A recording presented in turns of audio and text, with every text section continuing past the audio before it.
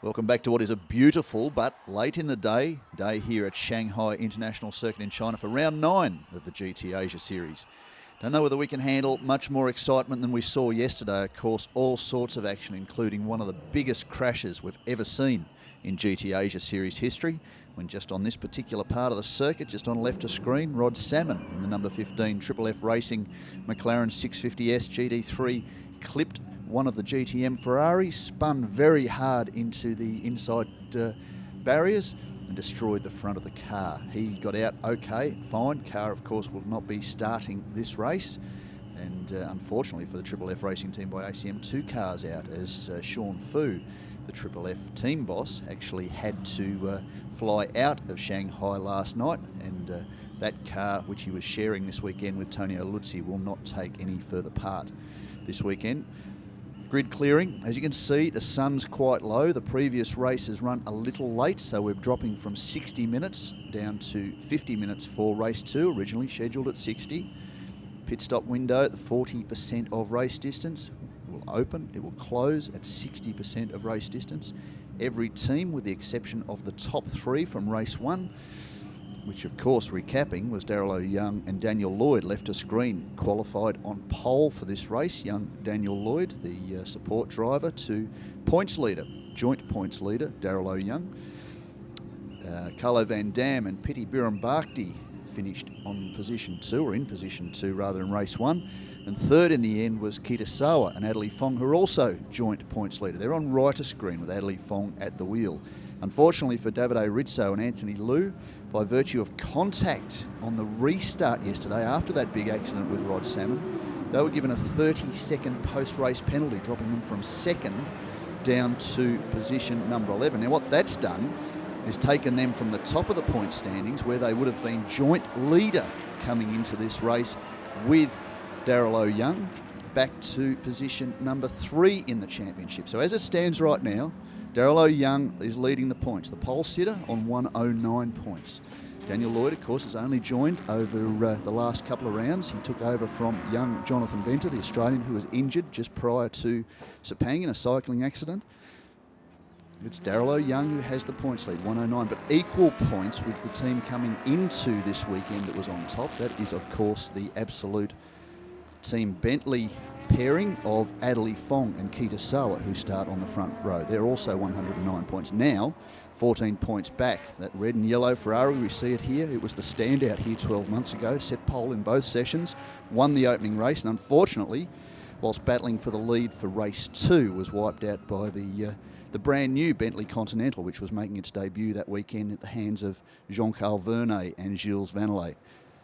See them winding up to get ready to start. They're trying to get as much temperature into these Control Michelin S9L tyres as humanly possible, because this race, as we say, 50 minutes, no time for a second start. We hope the formation is right, because the race director will want to start this race straight away. There is a time certain finish due to light and the angle of the sun to ensure that everybody crosses the line for the checkered flag by 5:50 p.m. Just coming up to 5 p.m. Sunday afternoon here at Shanghai. It's been a beautiful day. You can see how clear it is. Usually later in the day the haze starts to come around, the sun filters down. It's not quite as dramatic. You can see from the very hard shadows there that it is very bright here at Shanghai this afternoon. So yesterday it was O'Young, Van Dam and Piti P2, Sawa and Fong P3, Parente and Hamaguchi promoted up to P4. Alessandro Guidi and reigning champion Mockweng Sun in the number 1 Clearwater Ferrari in position 5, and position 6 was Duncan Tappy and his new teammate for this weekend, young Korean driver Andrew Kim. You notice that Daniel Lloyd not doing too much to weave the car around, perhaps may want to keep some of the wear down on those tyres. He's starting on new tyres. He wants to get away. Of course, they have 2 sets of Control Michelin S9L tyres to run for both sessions of qualifying, the 2 15-minute sessions and the 2 races here this weekend, as it has been through the sprint race sequence of the series. Coming into turn 16, you can see how low the sun is, right in the driver's eyes as they head down the front straight. Lloyd will be on the inside. It's the 3 title contenders. In fact, the top 4 in the championship start the top 4 in this race. The number 99 VLT Craft Bamboo Aston at 1 yesterday. Great drive by Lloyd, and he's away now. They're going to get to the green. Now he's away. Green light, and it is Adley Fong tucking in under the rear wing. He's going to want to make sure he gets across in front of that 37 Ferrari. Lloyd just protects his line on the inside there. Young Zin, great drive to fire down the inside of Jeffrey Lee in the third of the Bentleys there on screen, just ahead of the number 1 Chrome car. Now, will they get through 2, 3? Yes, they will, and they'll maintain positions. Adley Fong doesn't look like he's got enough tyre temperature up just yet. Car's moving around quite a bit. And Anthony Liu's looking for a position pass. Very racy, the local Chinese driver. Has been very quick here. Of course, won last year. Will he make it through? They're going to want to make sure they don't let Daniel Lloyd get away around the outside. That's a tough move going through that section of the circuit. Turn 5 down to turn 6. Now we're heading through to turn 7, the left-hand sweeper. And heading down to, of course that's coming out of turn 10 there, down to turn 11. Will we see a dive from Anthony Liu? He's going to go up the inside as they head into that very tight, tricky right-hander, 12-13, onto that long back straight. He's going to get up the inside just as the Bentley goes wide on cold tyres. You see Pitty behind. He did so well yesterday on cold tyres. Adley Fong doing everything he can, but Anthony Liu's trying to protect the line just in front, forces the Bentley out onto the grass. Great drive there from Adley Fong to keep the car going. You see further back, that's Andrew Kim on right of screen in the second of the Bentleys. Immediately behind Pitty, and behind him Young Zin, the local driver, sharing with Max Visa in the new Ferrari for them as Pitty takes a look down the inside, around the outside, up the inside now for Anthony Liu. He's going to take position number 2 away. That'll be frustration for Adley Fong. But of course, Anthony Liu and Davide Rizzo, they're right in this title race, so they don't want to have the race leader get away. But a fantastic opening lap. That's a couple of seconds already now to Daniel Lloyd in the number 99 VLT car.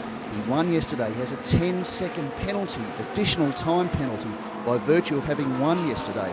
So he has a longer stop. He needs to make sure it is an absolute minimum. By the time he hits the pits for his compulsory stop, he's up at least 10 seconds. So he's got fresh tyres. He knows what he has to do, and he's just going to charge. Whether the others can stick with him, well, let's see. But certainly whilst Anthony Liu and Adley Fong are fighting over position 2, that's doing nothing to help their forward progress, and that will just allow Daniel Lloyd to do what he needs to do to get well ahead by the time he hits the pits for his compulsory stop. Now, you'd expect that as the faster of the 2 drivers in that team, unlike many who have started this, most of the AM drivers, the car owners that have started session number 2 or race number 2, the pro drivers or the faster drivers, in the case potentially of Anthony Liu, who's very closely matched on pace with Davide Rizzo, and certainly Adley Fong very closely matched on pace with Kita Soa. But there's no question Daniel Lloyd's been the standout in the 99 car. He will go as long into this stint as possible, whereas many of the AM drivers will stop almost as soon as the compulsory pit stop window opens. As we say, 40% of this race distance. See the JV Global car, Jackie Young not here this weekend, away in Europe, family commitments. Jeffrey Lee, very fast, immediately behind Andrew Kim. Jeffrey Lee started this race from position number 7 in the car that he shares with Andy Merrick, the M Sport Bentley factory driver in Europe. Many of these drivers last weekend were competing in the Blancpain GT series in the Nürburgring. Matt Griffin immediately behind Jeffrey Lee. In fact, that's car owner Richard Wee, but the driver he shares that job with, Matt Griffin, was also racing. He is the Pro-Am champion for the Blancpain series this year. So very good, talented drivers in this field. Now keep an eye out for the black 650S GT3. There it is behind the second of the chrome Clearwater Racing cars. The first of them is Richard Wee, the reigning Rookie of the Year. Behind him, the reigning champion, Mok Weng Sung, on screen now, and his former teammate, who he competed in the 2013 championship with in a McLaren MP412C. The 2 of them on screen now. They were teammates in the Clearwater Racing team even last year. They didn't share the same car last year, but they're certainly teammates, very good friends. Jeffrey Lee has a problem now, just pulls to the inside in the number 7 J-Fly Bentley. That's a problem for the Absolute Racing driver. We'll see what he can do there. But Hiroshi Hamaguchi started rear of field in the last of the McLarens, and he'd be keen to get as far up the field as he can before he hands over to factory driver Alvaro Parente. Coming through the 8, 9, 10 complex now. Of course, turn 10 caught Hiroshi Hamaguchi out 12 months ago in his McLaren with one of the biggest crashes you've ever seen, just here to left of screen. but he's recovered strongly this weekend, and he started this race rear of field, and he's already halfway up the order, battling his former teammates. So it's Richie Wee, Mokwang Sun. Hamaguchi's going to try and take advantage and dive up the inside. He's contact with his former team boss. That's frustration for Mokwang Sun. He's not lost too much, managed to keep ahead of his long-time rival Frank Yu just on left of screen. But Hamaguchi is yet to carry on, so hopefully no problems for the third and final of the Triple F Racing Team McLarens here this weekend. We hope to see Alvaro Parente in that car a little bit later on. Let's just look further back down the way. He has managed to continue on. Fortunately, here we have a quick replay. He just saw an opening and thought that perhaps Mock had seen him, but no, he hadn't. Oh, and a second hit too won't have done anything for either of those cars. The modern day GT3 car is not the kind of thing you want to be running into another car, certainly with all the aerodynamic aids they have on the corners. You can see the winglets or the dive planes on the corner of the front of the 37 car. They're carbon fibre, they're very strong, but they don't take too well to bashing into other cars. As now Adley Fong applies some more pressure. You can see how much the big Bentley is moving around. Now we say big Bentley, it's matched very close on weight to the Ferrari 458 in front of him, but it's physically quite a big car. Moving around means he's probably not quite got the temperature he wants into the tyres, and maybe not optimising the setup of the car here this weekend. It has been different. There's been a number of different support classes that laid very different rubber on the circuit to the Control Michelin.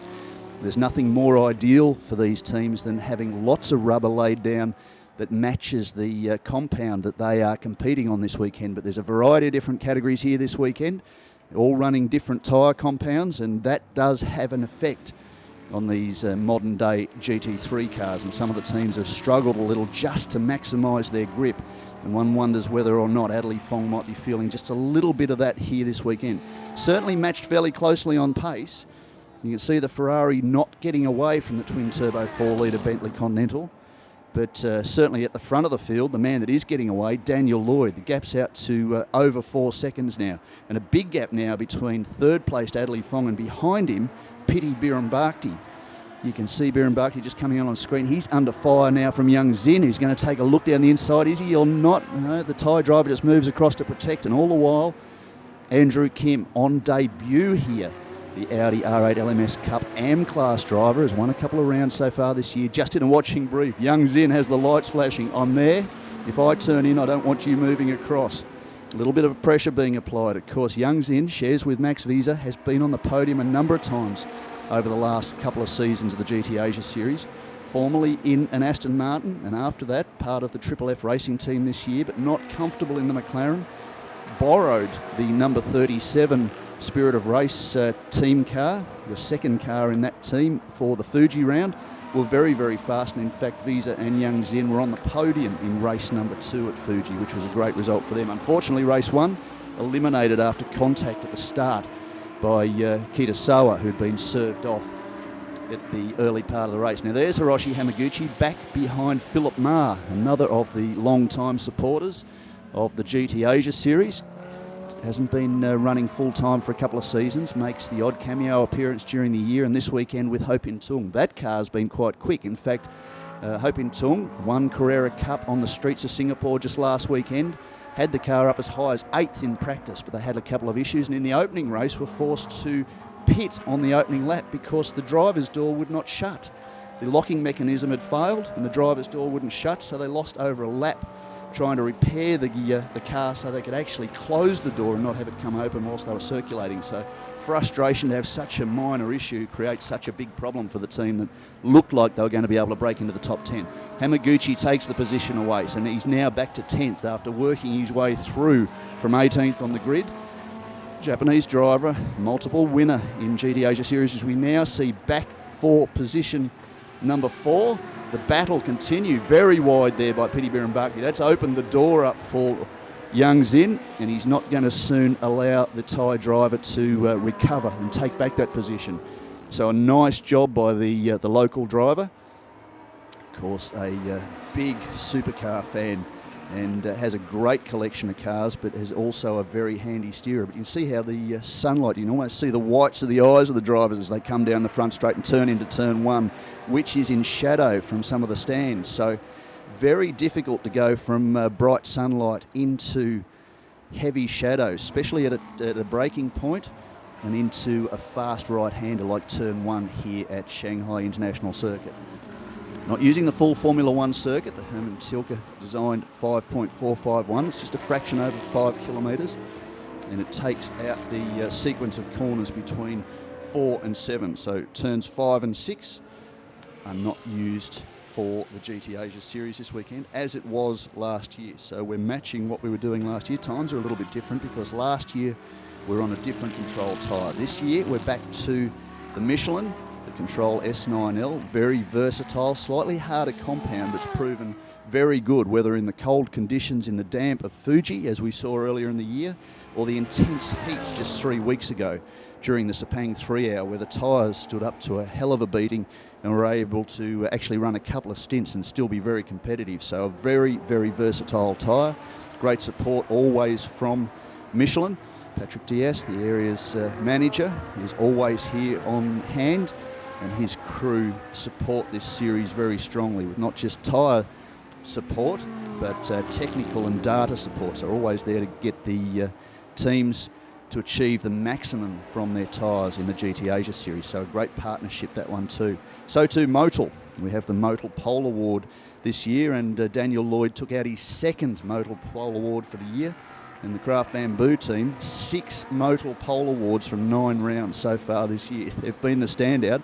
But unfortunately for the 88 car, the Interrush car of Richard Lyons, the fastest man ever around this circuit, and Frank Yu, nothing but dramas. Very tough race yesterday for Frank Yu.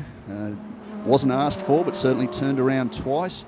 Stewards looked at that post-race and didn't deem that the move taken by Pitibiran Bhakti that we saw into turn 2, that turned Frank Yu around whilst battling for the lead, that didn't warrant a penalty. But unfortunately for Anthony Liu, on the restart after the McLaren incident, that did warrant a penalty, and they lost 30 seconds. On screen now, the 69 car was the car that was involved in the incident with Rod Salmon. It is the leading GTM class car. Now, this is a great story. James Kay and Kenneth Lim, they've only done a couple of rounds of the GT Asia Series this year, didn't make much of practice, had a gearbox oil leak. By qualifying the gearbox oil leak, it also turned into an ECU electrical problem. So they didn't qualify, started rear of field, in fact behind the Hamaguchi and Parente 650S. Worked their way into second yesterday during the opening race here at Shanghai for strong points in the GTM class, but are getting very close to the front of the field, battling with Jerry Wang and Dylan Durdali and Asashi Cooney in the Gulf Racing JP991 Porsche.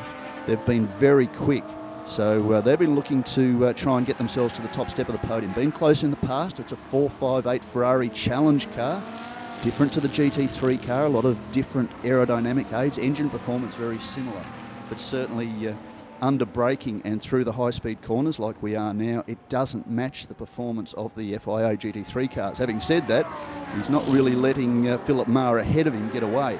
Now, Jeffrey Lee, great to see, he's got the lights flashing just to let, it's probably Kenneth Lim that started the car, let him know that he's there. He will be a little bit quicker, but we saw the problem for the J-Fly team boss, a multiple race winner in the GT Asia Series, predominantly in Audi. He struggled through the early part of this race, had an electrical, or what appeared to be an electrical issue, because he's certainly going again now, and his pace is still very quick. He pulled to the side of the circuit coming out of turn 10 and allowed the leaders to go past. So nice to see Jeffrey back in the mix. Andy Merrick's had a bit of a mixed experience with the Absolute Racing Bentley team since he's been in Asia. Arrived for Sepang, took over from Andy Soucek, the Spaniard, who'd done quite well, but have not quite got on top of the setup yet for the number 7 J-Fly car. So it's frustrating to see him work his way so far forward in this field early in the race, only to have that setback. Now here we go. Adley Fong seems to have that number 8 Bentley, the points leading car, settled down quite nicely, tucked in under the rear wing of the Ferrari. The Bentley team have said a number of times this weekend that they feel the pace in outright speed in a straight line compared to the Ferrari and the Aston Martin rather is not there, but it tends to defy at that point as he just about touches the rear of the Ferrari, moves up the inside. Will he take the position away? It's going to be a drag race. We saw this 12 months ago with a Bentley and, in fact, these two cars, and it didn't end well. At that stage, there was contact between Gilles Venelay and Davide Rizzo.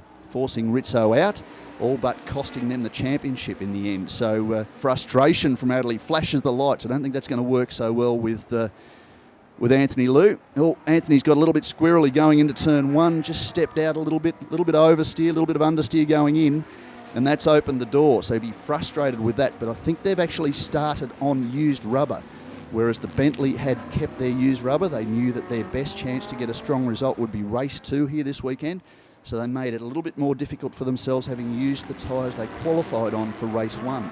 They didn't change during the compulsory stop. You can make that change if you like, but I think the plan for the BBT team, once Anthony Liu comes in, is to bolt better tyres onto the car for Davide Rizzo. So we see a couple of old rivals. That was Frank Yu going up the inside there of Richie Wee and taking the position away. And you see Hamaguchi now, after all that work, has rejoined the rear of this field. Now be very cautious this time round not to have to pay any penalties for contact. Now there's every chance that Hamaguchi could be given a penalty for that contact with Mok Weng Sun. Very difficult to see out of these current FIA GT3 cars. Of course, the drivers all wear a Hans device now, a head and neck support system, which stops the head moving too far in case of an impact, and that does limit the ability to move your head left and right. Of course, they sit very low. In cases like you just see very visibly through the front of the Ferrari there is no rear vision mirror in the centre of the windscreen because there's nothing to see. It's a firewall with the engine behind it. The mirrors are what they need to see left and right. In some cases, some current GT3 cars have big cameras that look out the back to see what's coming. But you're focusing on what's in front of you, not what's behind you in most cases. You're aware that other drivers are there, but often when a last-minute move's made, just like Hiroshi Yamaguchi made on his long-time friend Weng Sun, they may not know you're there. They're concentrating on taking the race line, contact ensues, and then there's a problem. So you see Frank Yu just move across there to the race line, and he's gotten up the inside of Richie Wee. So he's taken position back. That has been the fastest car this week. Now he's protecting. Richie's trying to double back, and this time Hiroshi's just leaving it. And I'm not going to push too hard. I've seen what's happened so far. Let's just let these guys sort this little incident out and see where we go from there. But of course, these guys have been racing together themselves for a very long time. Of course, Richie Wee started back into the GT Championship, or started, in fact, in the GT Championship last year after a sabbatical of some 13 years out of a race car. Won the Rookie of the Year title last year, took 2 victories, including race 2 here 12 months ago with his co-driver this weekend, Matt Griffin. But an experienced team, the Clearwater team. They've won 24 events in the GT Asia Series, almost 1 in every 2 races they start. They've had a fairly lean year this year. In fact, Weng Sun not yet able to chalk up a victory. In fact, the Clearwater team have not won a single race so far this year. So that's been frustration for them. Haven't been particularly lucky, and so too Frank Yu, the team leader in the Interrush number 88 car, on screen now, leading this pack. Dropped back a little bit from the reigning champion. In fact, Richie Wee's dropped back a little bit too. Frank Yu, not an awful lot of luck, yet both he and Richard Lyons have been very fast. That was highlighted yesterday. Twice Frank Yu was turned around from behind, and in one of those cases, Anthony Liu was behind him on the restart and just tapped him coming through the final turn. That incurred a 30-second penalty for the former Shanghai race winner, as Hiroshi Hamaguchi in a drag race down to turn 14. Perhaps just getting a little bit of cool air, looks down the inside of Richie Wee. We've seen Richie put some pretty big moves on in hairpin corners over the last 18 months, so he's not going to make it too easy for Hamaguchi. You can see him there, and his pace is still very strong. So Hamaguchi into pit lane. Now the pit window hasn't opened. You can only surmise the reason that's happened is he's been given a drive-through penalty for the leading car on screen there. You can see Mok Weng Sun in those big sunglasses because you can see how low the sun is becoming. Yep, straight through for the Triple F racing team by ACM McLaren driver. Straight in. He's not stopping at the penalty box, so he'll come straight back out. So that's a drive-through penalty, I would assume, because the pit window is not yet open, but it's only a lap or so away. It's a frustration for them. We're looking forward to seeing Alvaro Parente jump behind the wheel of the 55 car and see what he could do. Certainly the early stages of this race, before the contact with Mok, Hamaguchi was well into the top 10, and only a couple of laps into this race looked like he may well have been the man to do the job.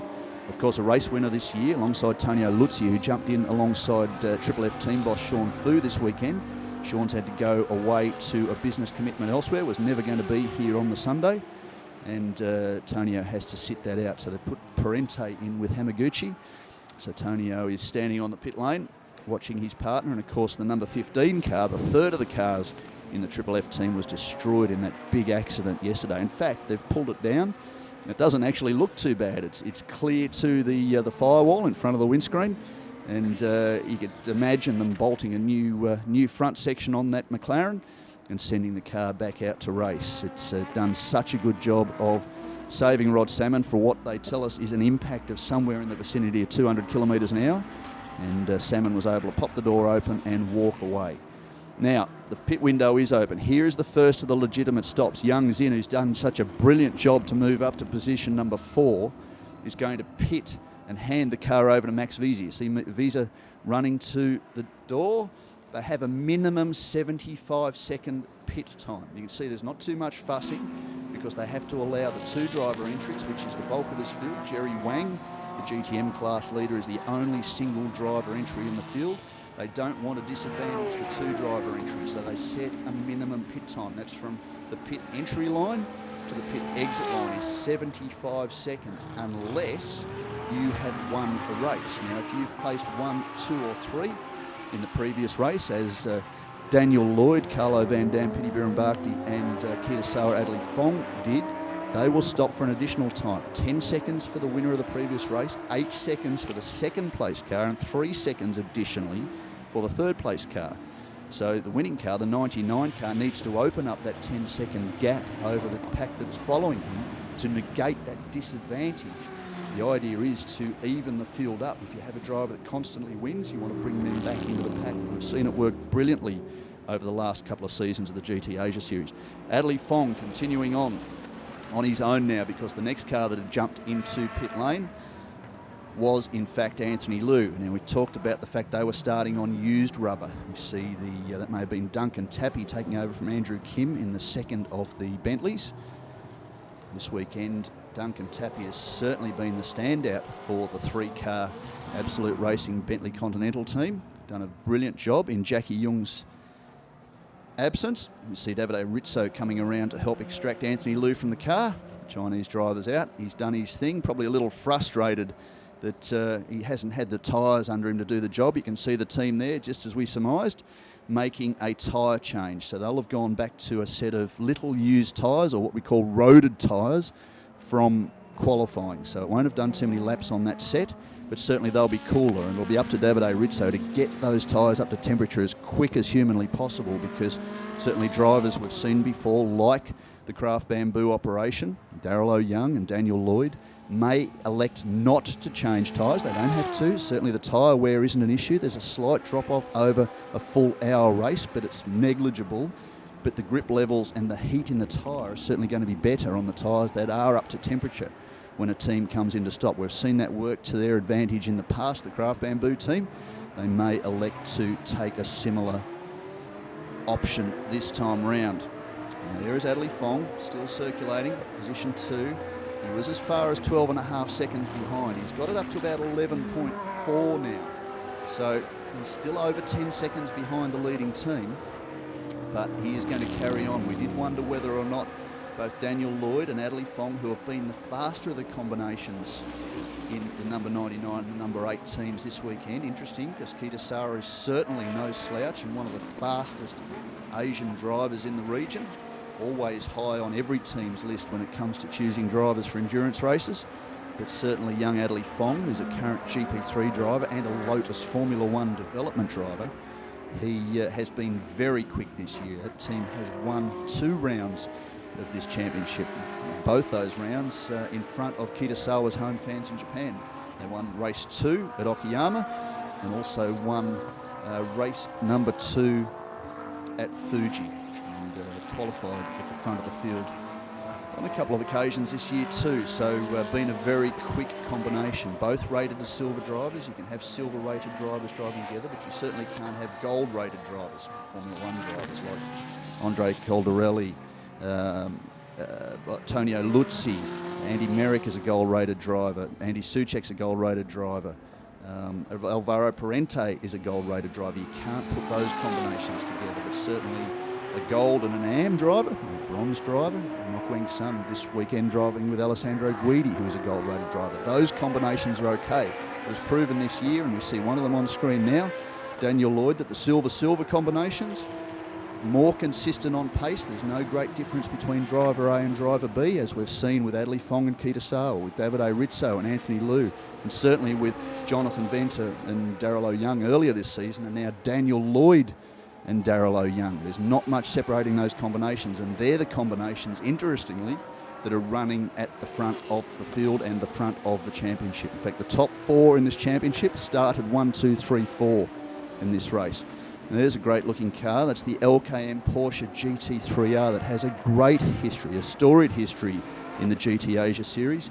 And certainly that has a lot to do with the Su brothers.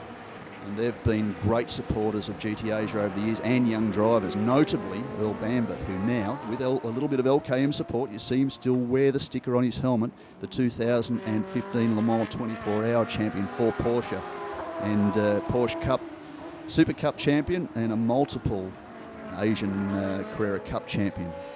So both of the Sus continuing on. They run a variety of cars over the years, or have run a variety of cars over the years, including Porsche and Lamborghini. But this weekend they've paired up again. Suyuk Lung and Sutit Lung have paired up again to be here. Their car now, 2011 GT3 spec car, is classified as GTM. So they're on the podium yesterday and still in a podium position here today. So great to see them enjoying their motorsport. Of course, big supporters over the years of Macau, and expect to see them there in some description this year. It may well be with Earl Bamber back behind the wheel of an LKM Porsche. We'll see a little bit later on in the season. You see how big the gap is now. It's open to almost 14 seconds. The compulsory pit stop window is getting close to closing.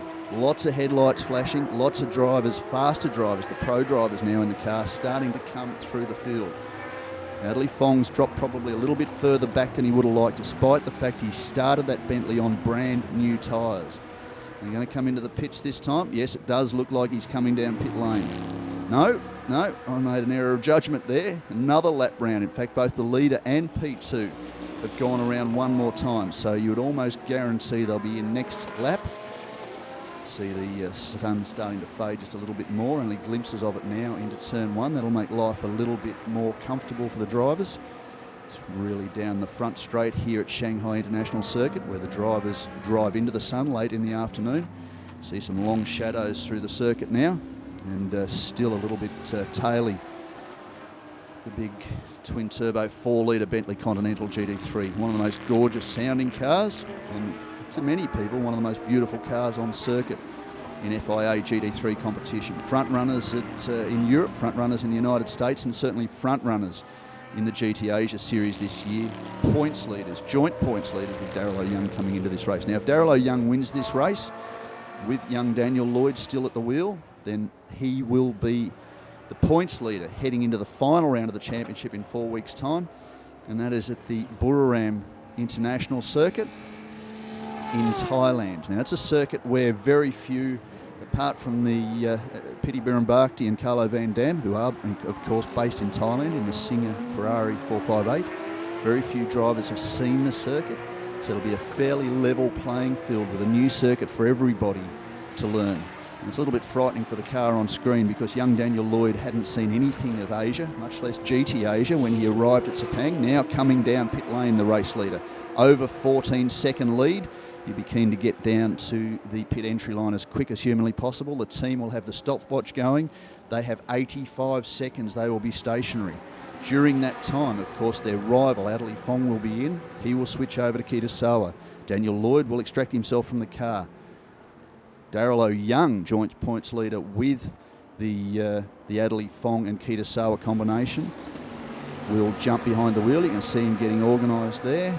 just put a bit of extra padding in, a little bit shorter than the Englishman, and he will take over the drive. So apart from the car on screen, the Singer Ferrari, of course Singer, very famous name in Thailand. Very few people have seen Thailand, so it will be a level playing field, and will be interesting to see who can come out on top in this championship, because it's still a very tight race heading into the final 2 races scheduled for Buriram in 4 weeks' time. Adley Fong watches on. Fabian Fior, the boss of Absolute Racing, one of the bosses of Absolute Racing, standing there with the stop board, race controller for that car. Very pleased with the performance of these 2 drivers so far this year. But so too Frank Yu. Might be disappointed at being very unlucky this weekend, but terribly happy with the performance of the Craft Bamboo team this year to be in a position where they're equal leaders of the championship. And if results, here they go.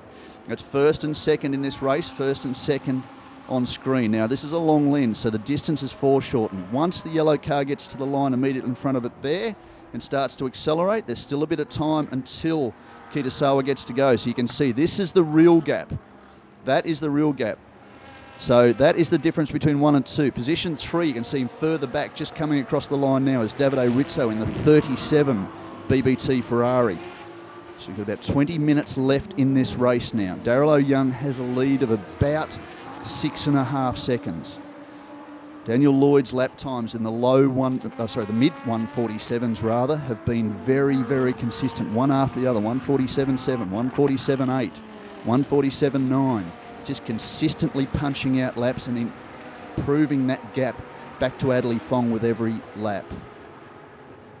There is, well, that will be Andy Merrick behind the wheel of the number 7 car, and fellow Blancpain GT regular Alvaro Parente, Portuguese driver in the McLaren 650S GT3 he shares with Hiroshi Hamaguchi. Now, we would have expected to see that car battling towards the front of the field, but these are the things that happen in the GT Asia Series. There's some very talented drivers come into the series, one of them in the number 1 car, Alessandro Guidi. Of course, he's not even supposed to be there. It's supposed to be James Collado, the AF Corsa World Endurance Champion for Ferrari, is supposed to be, competitor, team member for Ferrari is supposed to be behind the wheel of that car. We have seen former champions Tony Verlander and Jimmy Bruni with the Clearwater team this year. Unfortunately for Jimmy Bruni, he didn't get any racing laps during his time in the series at Okayama. The car catching fire on the roll-around lap during the opening race at Okayama, burning the rear of that car quite significantly, forcing the team to have a complete rebuild of the back of the car over the 3 weeks between Okayama and Fuji. But they got the car back up to speed, and at that stage it was Tony Verlander who got behind the wheel and put them on the podium during the opening race at Fuji. That started to rebuild some points, but really they needed a better run. They haven't had a great weekend this weekend.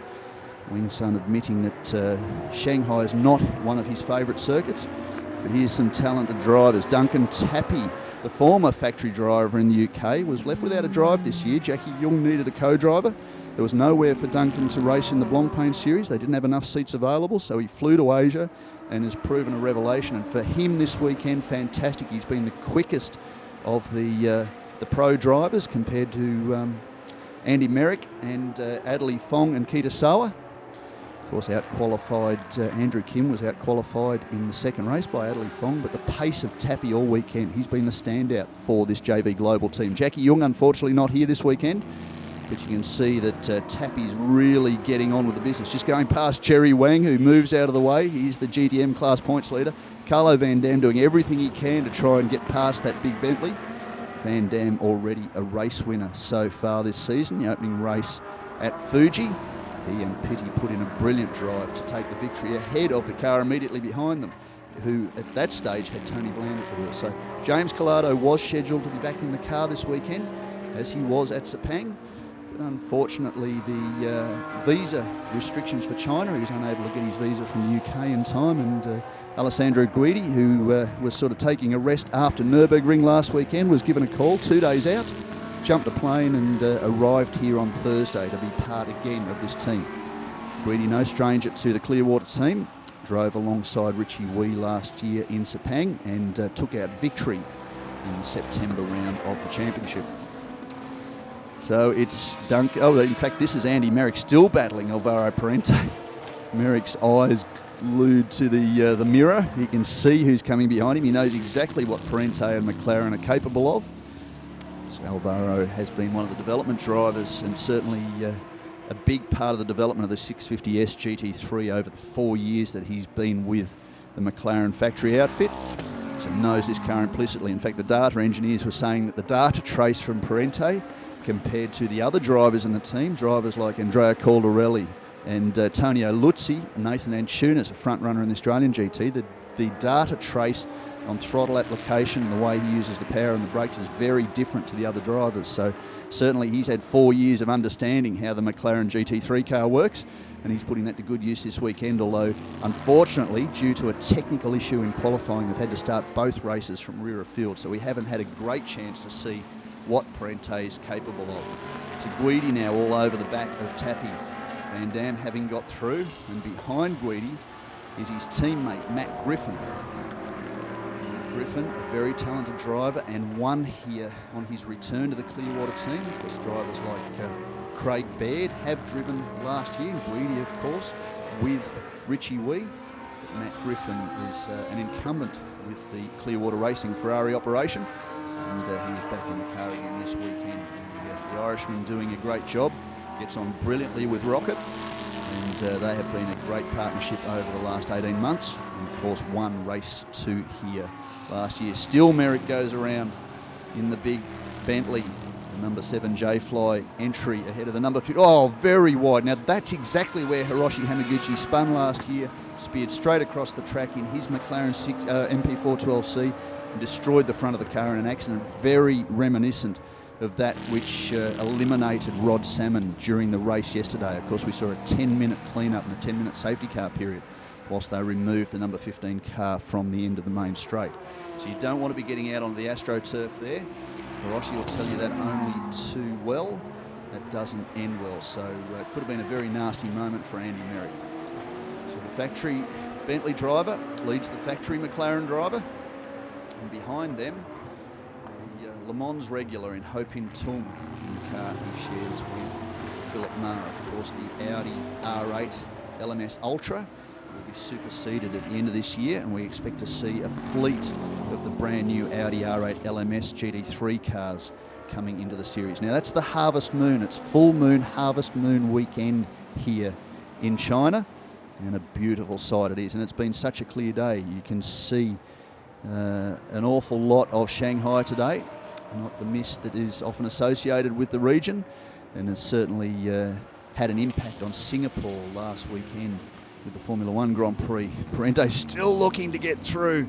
Is he going to give the Bentley a tap? They're very, very close. These drivers have been racing together like this over many seasons, so certainly Alvaro Parente knows if there's a weakness for Andy Merrick and the Bentley, exactly where it is, and he'll do everything he can to exploit that. So too, Andy Merrick will know just what is likely to come from Alvaro Parente and where he's likely to make that move. So he's doing everything he can to hold that position. Not quite as wide onto the AstroTurf this time round, and still looking in the mirror, still they approach. And this is a battle from 2 factory drivers for position 10 in this race. So good is the competition in the GT Asia Series now that 2 factory drivers, 2 stars in these cars, in a current spec GT3 car, are battling over position number 10. Andy Merrick has the lights going. Now he's just gained a little bit of time through that very fast 12-13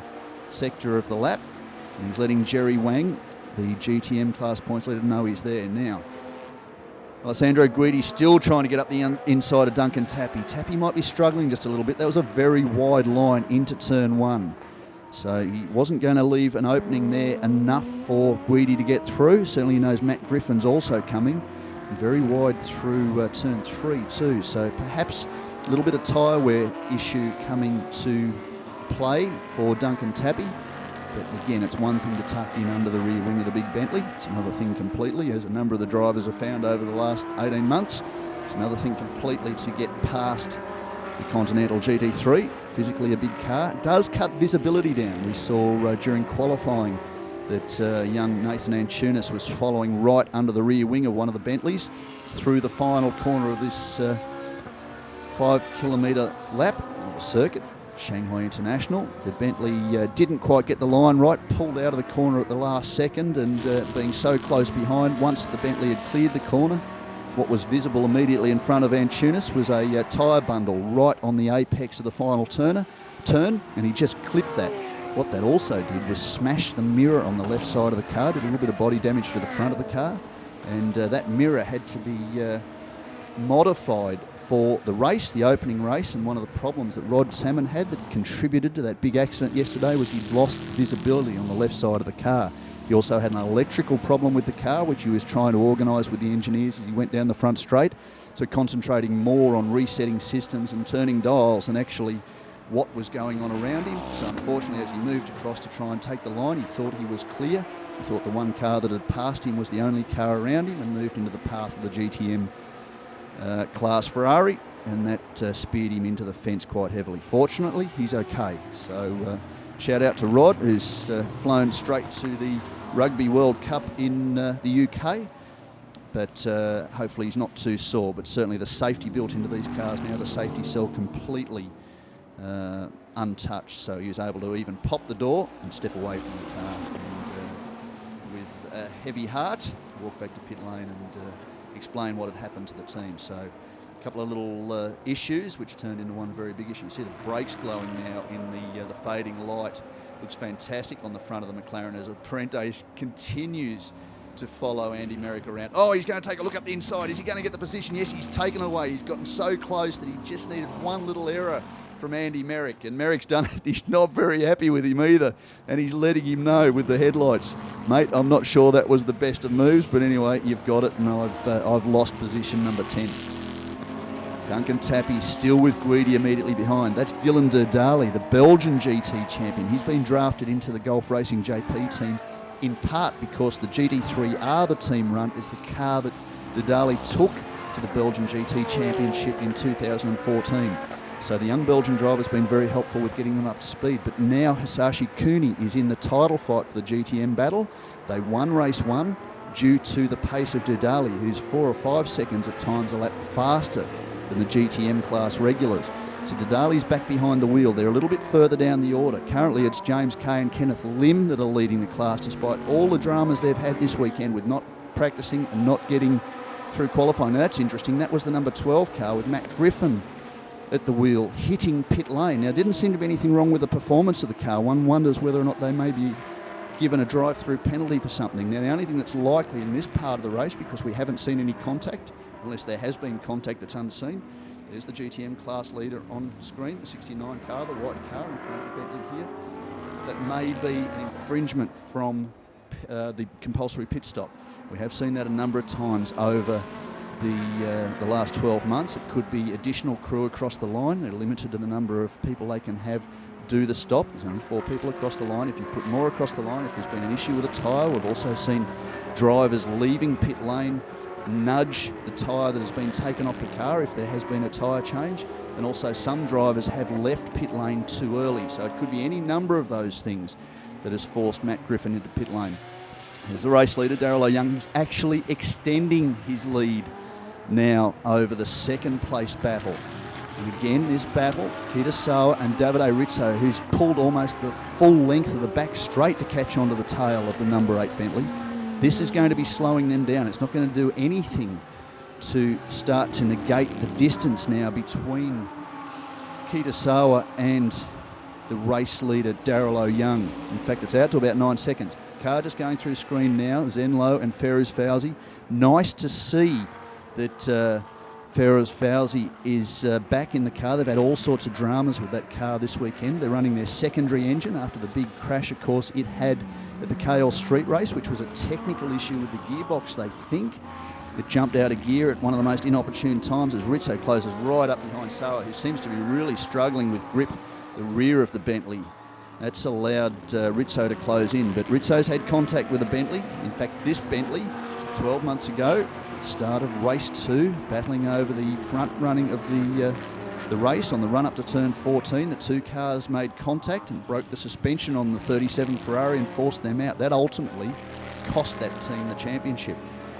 But anyway, 12 months on, they're back in the mix, frustrated a little by yesterday's result where they were penalised 30 seconds after finishing in position number 2 due to contact between Anthony Liu and Frank Yu. Oh, very wide there. Certainly running a protective line. Kitasawa goes around the outside into turn 13. And that might give him a better slingshot onto the back straight. He'll certainly know where the grip is here. He's been to Shanghai a number of times. It's a straight drag race now between the 4.5 litre naturally aspirated Ferrari V8 and the twin turbo 4 litre Bentley. Down to turn number 14, the tight hairpin corner. For some teams, this is a first gear corner, firing out and back up to turn 16. As he got down the inside, yes, it looks like Davide Rizzo's managed to get up the inside, but on the crossover, Kitasawa's taken the position back and he's forced the Italian wide on the exit. That's doing everything he can. Clearly he's got an issue. Davide Rizzo's not that happy with it and he's tucked in right under the rear wing. I don't know if he'll get around the outside here. Daniel Lloyd did it yesterday on a restart, went around the outside of Anthony Liu and Todd Petty to take the lead of this race and walk away with the race 1 win, but no. Davide Rizzo is not going to take that move, just in case the big Bentley runs wide. Now, has he gone up the inside and just touched him there? No, perhaps not. Just got very, very close. We've seen that's not ended well for anybody that's made that move this weekend. And he's managed to just pull out of it and tuck in again under the rear wing into the chicane. There's no passing move there. Sawa's got the drive out of the corner a little bit better than the Ferrari. Rizzo certainly looks quick. Winner here 12 months ago in race 1 with Anthony Liu, pole sitter for race 2. Anthony Liu was pole sitter for race 1 12 months ago. Very, very quick combination. In fact, up until the race pace of Richard Lyons 12 months ago, they were the fastest drivers around this circuit. And you see that's Ferruz Fauzi going to the inside. We're talking about that car. It looks like it's labouring a little. Engine not up to speed this weekend. And also they had contact with the Sean Fu McLaren in the closing stages of race 2, Zenlo, yesterday. Side by side again, we're going to see another drag race down to turn 14. Will it have the same result, or will Davide Rizzo have learned something from last time round and just close the door out? He knows what Kitasawa was going to try, and Sawa-san certainly struggling just a little to keep that Ferrari behind him. So may choose the better of the options. Now smoke pouring from the Ferruz Fauzi Lamborghini. Frustration for them. The contact left them with a problem sourcing parts because the big accident at the KL Street race just a few weeks ago, that left them with a shortage of parts as Davide Rizzo takes the position away on the exit and certainly appears to have the pace over the number 8 Bentley. But for Kitasawa, he will also be mindful of the championship. Very disappointed when he doesn't get the result he feels that they should have been capable of. Was the points leader coming in here this weekend, so won't be too happy to have potentially lost that championship points lead. Certainly if things stay the way they are now with just a couple of minutes left in this race. Darryl O'Young's extended his lead to over 10 seconds now, so not only has he inherited a strong lead, he's extended that lead. So certainly this combination of Daniel Lloyd and Darryl O'Young, it was Darryl O'Young and Jonathan Venter earlier in the year, has been very, very strong here this weekend in Shanghai. And Darryl O'Young's driven perhaps the best he has all year to make sure that he takes advantage of the opportunity that young Daniel Lloyd has handed him, because he knows that if he can manage to come out of this weekend and this race on top, he will be the championship points leader heading into Thailand in 4 weeks' time. Here's the old rivals. It's got the lead drivers in it now. 1:47.7, fastest lap of the race for Richard Lyons, ranging up on the back of the number 1 car with Alessandro Pierguidi behind the wheel. Very, very fast, Richard Lyons. Very fast, very intelligent drive. The engineers love working with him. I reckon the feedback that they get from the Ulsterman is first class. And he has certainly been a standout this year. But as Frank Yu said after the opening, he's gone around the outside. Guidi's gone in too deep. In fact, no, he hasn't. Guidi's got a problem. The pace is right. It seems something's not quite right with the front of the car. You can see the front right doesn't look like it should, whether there's a deflated tyre or whether there has been an issue. You can see him just crawling along the back straight there now. Whether there's been an issue as a result of that contact with Hiroshi Hamaguchi earlier in this race, that does not bode well for the number 1 car, who are trying to put some sort of recovery together to defend their championship title from 12 months ago. Sadly for them, it looks like from this weekend on, they will not be in the title chase for the first time in 5 years of the GT Asia Series, and frustration for them. In fact, the only year prior to this that Mokwang Sun's not been in the title fight going into the final round was his first year in the series, and he only competed in 4 races that year in the Clearwater Racing Porsche at that stage, and won all 4 of those races. So that's the only time that the winningest driver in GT Asia Series history, 20 wins from 59 now starts, a very successful campaigner in this series against, as we were saying, Parente and Andy Merrick, 2 factory drivers battling for position 10. There's plenty of class in this field, and yet Wang Sun has won 20 of the 59 races he has contested in this series. Sadly for them, worst year on record for the Clearwater Racing team. They are yet to win a race, and they won't want that to stay that way when we get to the final championship round in 4 weeks' time, with the final 2 races of the season at the Buriram International Circuit in Thailand. But there he is, Darryl O'Young, nice comfortable lead up to nearly 12 seconds. This should just about be the last lap. You can see the headlights on, it's getting very dark. And the VLT Craft Bamboo racing driver has done a fantastic job to get that car to the pointy end and keep it there. And there it is, checkered flag time, brilliant drive by Darryl O'Young. I would suggest his best drive so far this year. Jerry Wang, the GTM class points leader. This will be valuable points for him. And David A. Rizzo takes position number 2 from Adley Fong, and a great 4th placed result for Max Visa and his teammate Young Zin. Piti Bhirombhakdi coming across the line in position number 5. A good result for them. And position number 6 is likely to be Duncan Tappy, and he has managed to hold out the hard-charging Richard Lyons, who's moved all the way up from 10th to position number 7. He's pulled in some serious time and set the fastest lap of this race with a 1:47.777. So great result for Craft Bamboo Racing. Pole in race 1, pole in race 2, win in race 1, win in race 2, fastest lap race 1, fastest lap race 2. This gives Darryl O'Young the championship points lead as we head to Buriram Circuit in Thailand in 4 weeks' time. We hope to catch you then. Of course, you can keep up with all the action from the GT Asia Series with Facebook, facebook.com/GT Asia Series. Get involved in the conversation with us on Twitter, which is twitter.com/GT Asia Series. And make sure you keep up to date with the all-new GT Asia Series website, www.gtasiaseries.com.